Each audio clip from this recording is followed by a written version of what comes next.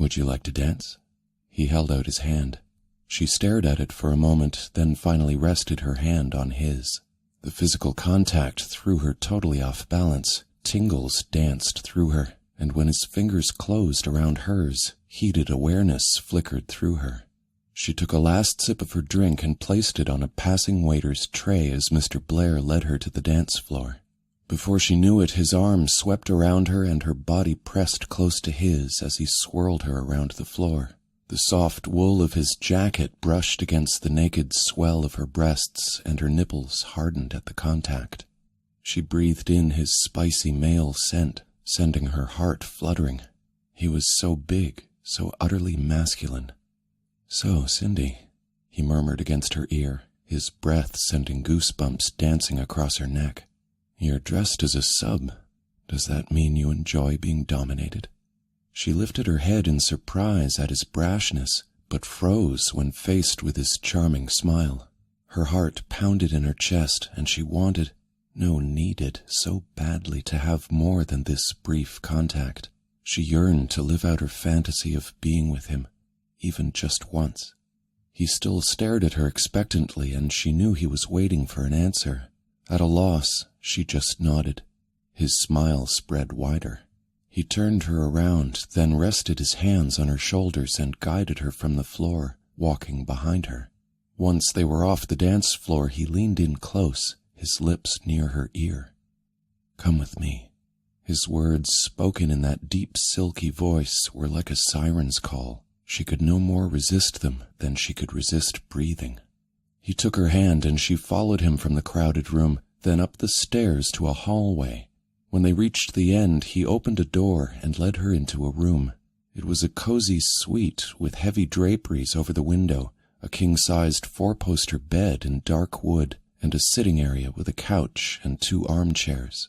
As soon as he closed the door, he took her hand and drew her close. His arms wrapped around her and his hand flattened on her back, holding her tight to his body. She gazed up into his granite eyes. Then his lips brushed against her jaw, nuzzling lightly, and her whole world imploded. His mouth captured hers and his tongue dipped between her lips, gliding inside with quiet authority.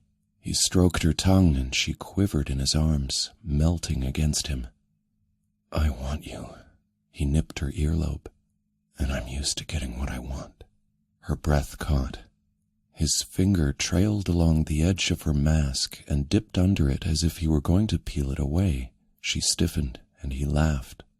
"As I thought. You wear this sexy fuck-me outfit because you have the courage of anonymity. You don't want me to remove your mask, do you?" She shook her head adamantly. "Good.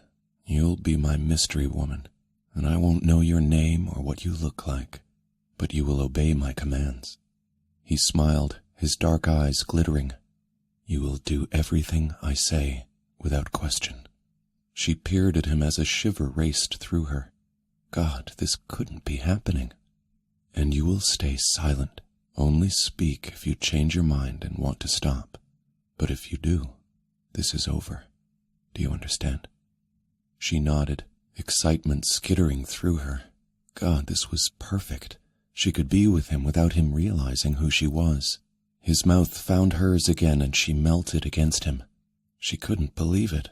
After all her fantasizing and her hot dreams of being with him, Ryan Blair, the man she'd longed for ever since she'd started working for him 6 months ago, was kissing her, and he was going to touch her. God, he was going to fuck her. She had longed for this moment and had been sure it would never happen, but now...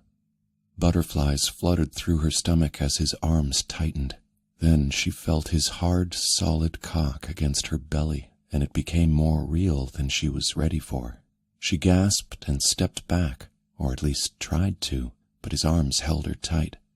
"Don't tell me you're getting cold feet." His hand cupped her ass and he pulled her closer, his cock cradled against her melting mound. "I want you, and I don't intend to let you get away."